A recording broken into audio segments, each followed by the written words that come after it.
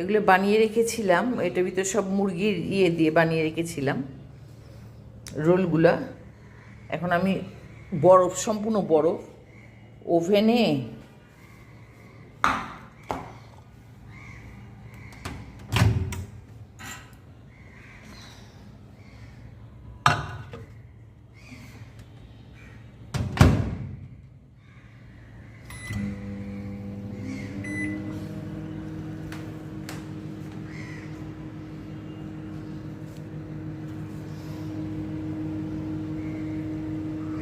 Oven থেকে বরফটা ছুটিয়ে নিয়ে আসলাম।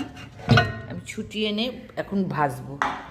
এটা সুবিধা হয়, বানিয়ে রেখে ফ্রিজে রেখে দিলে পরে এখনও কিন্তু বরফ বরফ আছে, ঠান্ডা ঠান্ডা আছে।